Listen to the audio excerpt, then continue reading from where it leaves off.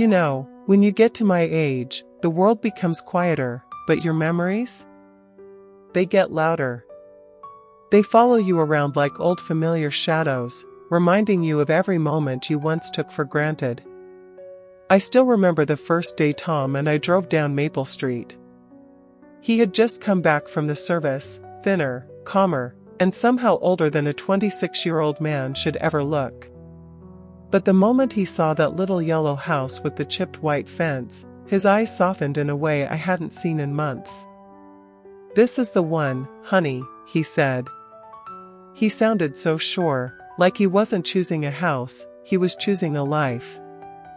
We painted the kitchen together, badly, I'll admit. There were splatters all over the floor, and Tom blamed the brush while I blamed his terrible music choices. But at night, we'd sit on the porch swing he built himself, our hands wrapped around mugs of cheap instant coffee. And he'd whisper things like, "If this porch ever breaks, I'll fix it. If this house ever shakes, I'll steady it." And God, he really did spend his whole life steadying everything around us. 3 winters ago, his heart finally gave out. And the house, the one that once felt too small for all our dreams, suddenly felt enormous. I swear I could hear his boots in the hallway for months afterward. Sometimes I'd even set out 2 plates at dinner, only to put one back quietly before sitting down. Last year, my daughter asked me to move in with her.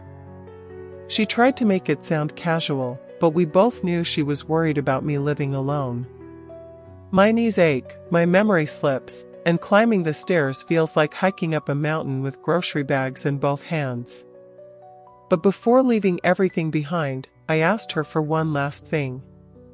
One more drive down Maple Street, just me. The evening light was soft, almost golden, the way Tom liked it. Windows were lit in other houses, kids were playing in the yards, and for a moment, it felt like nothing had changed, like time had politely stepped aside to let me revisit an old photograph. I didn't get out of the car. I just sat there, letting the memories settle around me like dust. The house looked older. The fence was more crooked. The porch swing was gone.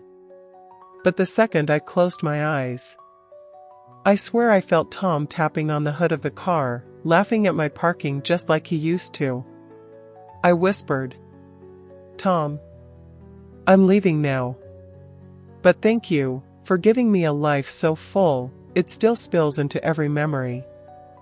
And for the first time in a long time, the ache in my chest loosened. Maybe love doesn't stay in houses, or fences, or porch swings.